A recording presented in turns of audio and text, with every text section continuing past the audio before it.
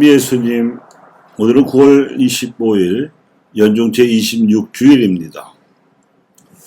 오늘 강론은 부자와 라자로가 함께 앉는 공동식탁이라는 제목으로 말씀드리겠습니다. 먼저 인생의 근본 문제를 생각해 보지요. 사람은 누구나 태어나서 행복하게 살기를 바랍니다. 행복하지 않기를 바라는 사람은 없을 것입니다. 그런데 막상 행복한 사람이 그리 많지는 않아 보입니다. 그 이유를 생각해 보면 대체로 세 가지 근본적인 이유가 있어 보입니다. 첫째는 우리 존재의 실존적 조건을 무시해서 살아가기 때문에 행복하지 못한 게 아닌가 합니다. 사실 우리는 모두 스스로 태어나지도 않았고 부모를 통해서 태어난 존재들입니다. 우리가 20세기나 21세기에 태어난 것도 그렇고 한국인으로 태어난 것도 그렇고 남자나 혹은 여자로 태어난 것도 그렇고 심지어 지금의 부모 밑에서 태어난 것도 우리가 의지로 선택한 결과가 아니라 다만 주어진 조건일 따름입니다. 이 조건들은 어디까지나 창조주 하느님의 섭리에 의해서 주어진 실존적 조건인데도 우리는 우리를 지어내신 창조주를 곧잘 잊어버리고 자기 혼자 태어나서 살아가고 있고 그렇게 살아가다가 생을 마감할 수 있는 것처럼 생각하고 있습니다. 하지만 생명의 주인이신 창조주 하느님의 축복을 받아야 행복하게 살 수 있는데 하느님을 섬기지 않으면 살아가는 데 필요한 축복을 그 주인이신 하느님께로부터 받을 수가 없습니다. 둘째는 하느님의 섭리에 따라서 우리는 언젠가 죽음을 맞이할 운명을 지니고 태어났다는 것입니다. 죽음은 벌이 아닙니다.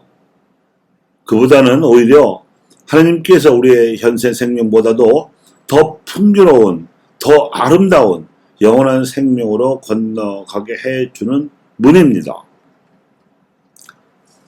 그런데 이 문은 현세의 삶을 어떻게 살았는지에 따라서 영원한 행복을 누릴 수도 있고 영원한 고통을 겪을 수도 있는 시험의 관문입니다. 그런데도 마치 수험생이 시험을 대하듯이 죽음이 생명과 반대되는 것이나 되는 것처럼 싫어하고 무서워합니다. 그래서 마치 죽지 않고 영원히 살 수 있을 것처럼 살아가는 사람들 우리 주변에 대단히 많죠. 하지만 그런다고 해서 늙지 않는 것도 아니고 죽음이 취소되지도 않습니다. 명심해야 할 것은 죽음은 생명의 한순간, 그것도 아주 중요한, 어쩌면 가장 중요한 한순간이지 생명의 반대가 아니라는 겁니다. 죽음은 생명의 가장 큰 관문이며 영원한 행복을 누리게 하는 시험인 만큼 잘 살아야 잘 죽을 수 있고 또 잘 죽어야 영원히 행복할 수 있습니다. 셋째는 하느님을 섬기면서 행복에 필요한 축복을 받기 위해서는 잘 살아야 하고 그러자면 좋은 인간관계를 유지하고 관리해야 하며 또 돈을 잘 써야 합니다. 돈이란 살아가는 데 필요한 도구일 뿐입니다. 주인과 도구를 혼동해서 돈을 주인으로 섬기면 돈의 노예로 살아가야 하고요. 인생의 도약대인 죽음을 의식하지 않으면 언젠가 다가올 죽음을 비극적 최후로 맞을 수밖에 없지 않겠습니까?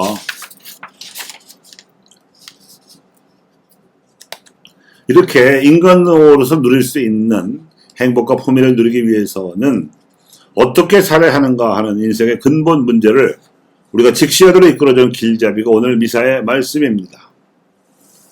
특히 오늘 복음에서 예수님께서는 부자와 라자로의 비유를 통해서 재물의 소유와 사용에 대한 가르침을 바리사이들에게 말씀하셨습니다. 이 비유 이야기에서 재물을 그릇되게 소유하고 사용한 바리사이적 인간의 전형으로 등장하는 부자는 죽어서 지옥에 떨어진 뒤 자신의 말로 자신을 심판합니다. 그는 죽었다가 부활하는 사람이 경고해야 할 정도로 위험한 삶을 살았다는 것입니다. 그뿐만이 아닙니다. 가난한 일과의 나눔을 거절한 대가로 가게 된 지옥은 너무나 고통스러워서 가서는 안 될 곳이라는 것입니다.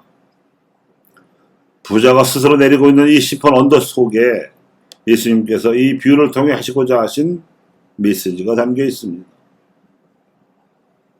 그것은 인생의 실존적 조건을 깨달아야 하는데 무엇보다도 먼저 하느님을 섬겨야 하고 인생을 소중히 여겨서 잘 살아야 하며 죽음을 또 다른 삶의 관문으로 여겨야 하는데 특히 돈을 섬기지 말라는 것입니다. 그 메시지를 듣지 않은 대가는 지옥입니다. 하나님께서는 우리가 행복하게 살도록 천국을 마련해 주셨는데도 하나님을 섬기지도 않고 인생을 낭비하다가 굳이 고통스러운 지옥을 선택하는 이들에 대한 경고입니다. 그리고 자기 자신을 심판하는 부자의 말은 아브라함에 의해서 이렇게 해석되고 있습니다. 부자가 가난한 이들과의 나눔을 망설이고 거절한다는 것은 너무나 위험하게도 지옥을 선택하는 것인데 살아생전에서는 예언자들과 사도들을 통해서 하나님께서 하시는 말씀을 들어서 한 번밖에 없는 인생을 잘 살아야 하며 그렇지 않고 죽고 나서는 결코 그 지옥의 고통을 벗어날 수 없다는 것입니다. 그 지옥이 아무리 고통스러워도 천국과 지옥 사이의 수렁이 너무 깊기 때문에 지옥의 고통을 덜어줄 수가 없기 때문이라는 것입니다. 그래서 죽은 다음 내세에서는 절대로 그 고통을 면할 수가 없으니 죽기 전에 회개하여 가난한 이들과 가진 재물을 나누어야 한다는 가르침입니다. 이러한 메시지를 호소하기 위해서 이 비유에서는 여러 가지로 대조적인 일들이 강조되어 있습니다. 부자와 거지, 현세와 내세, 천국과 지옥이 뚜렷하게 대비되는 속에서 현세에 나타나고 있는 빈부의 현실을 묘사하듯이 부자의 사치스러운 모습은 짧게, 가난한 사람의 고통은 길고 자세히 소개됩니다. 또 부자의 죽음은 길고 자세히, 가난한 사람의 죽음은 짧게 소개됩니다.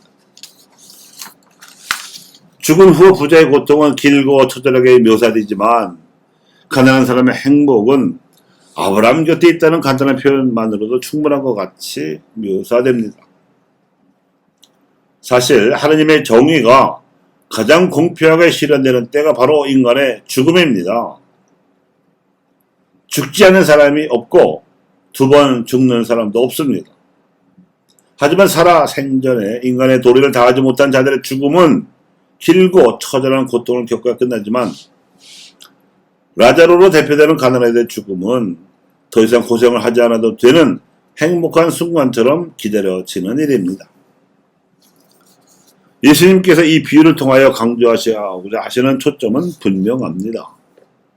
천국과 지옥 사이에 도저히 건너갈 수 없는 간극이 벌어져 있듯이 마치 내세 간극처럼이나 현세의 경제 질서에서 생겨나고 있는 빈부의 양극화 현상 때문에 가난한 이들이 받아야 하는 고통을 지금 여기서 줄이고 그 간극을 좁혀 주어야 한다는 것입니다.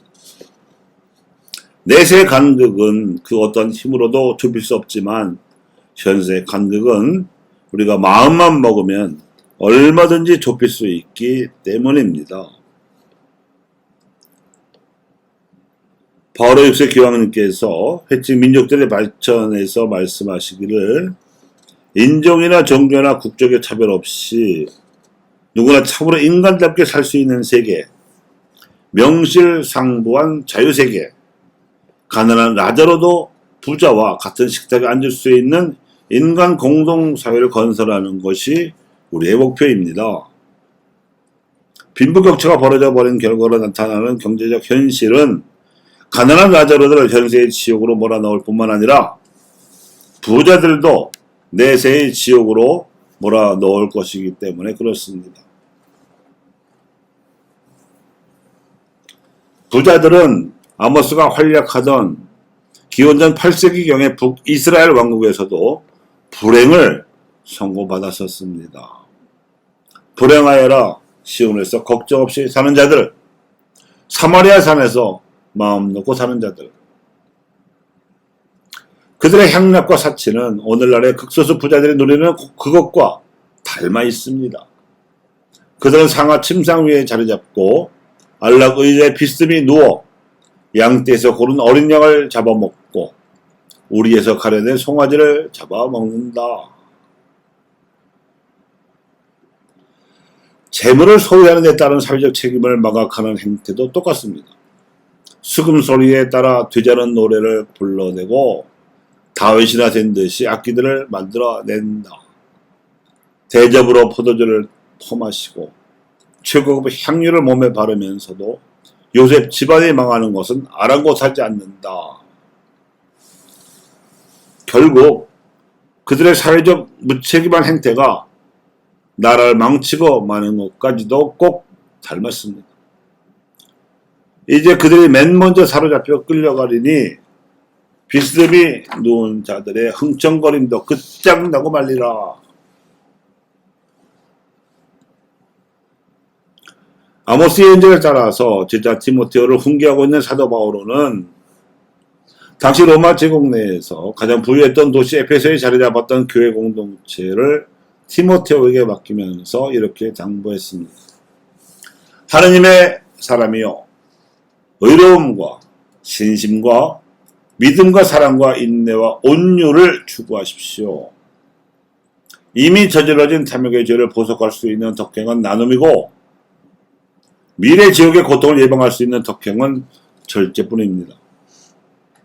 모든 사람이 하나님의 모상이기 때문에 그 존엄성을 인정받아야 하듯이 모든 재물은 하나님께서 내신 것이므로 그분의 뜻에 따라 사용해야 합니다. 이를 인간 존엄성과 재화의 보편성이라고 합니다.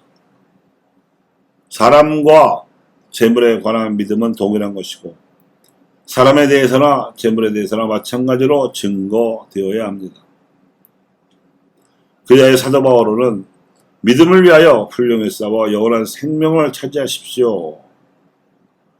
그대로 많은 증인 앞에서 훌륭하게 신앙을 고백하였을 때에 영원한 생명을 부르심을 받은 것입니다. 그대에게 지시합니다. 흠없고 나무랄 데 없이 계명을 지키십시오.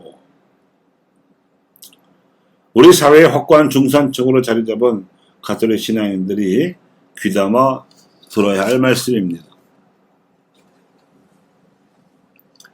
모든 사람이 하느님을 닮은 모상으로서 존엄하다는 인간 존엄성 원칙과 함께 모든 재화의 주인은 창조주 하느님이시므로 그분의 뜻에 맞게 돈을 써야 한다는 재화의 보편 목적 원칙은 공평한 세상, 연대하는 세상을 향하여 나아가게 합니다. 여기서 어느 나라나 그 사회 중산층의 처신이 중요한데 사회 중산층이 시민의식이나 사회적 책임이나 문화적 교양 등 건전한 가치관으로 살아가는 나라가 진정한 선진국입니다. 우리는 유엔이 선진국을 인정했다고 해도 아직 멀었습니다. 경제적 잣대로만 가늠해온 중산층 문화를 개혁을 해서 선진국다운 포맷을 갖추게 하기 위해서는 가톨릭 중산층 신자들이 하실 역할이 있습니다. 그것은 가난한 이들에 대한 관심과 사회 공동선에 참여하는 모범으로 살아감으로써 세상 사람들로 하여금 하느님을 바라보게 하는 일입니다. 그래야 진정한 행복을 현세에서도 내세에서도 누리는 삶을 살아가는 일입니다. 그래야 가난한 라자로들도 부자들과 같은 식탁에 앉을 수 있는 인간 공동사회가 앞당겨질 것입니다. 교우 여러분, 현세에서나 내세에서나 행복하십시오.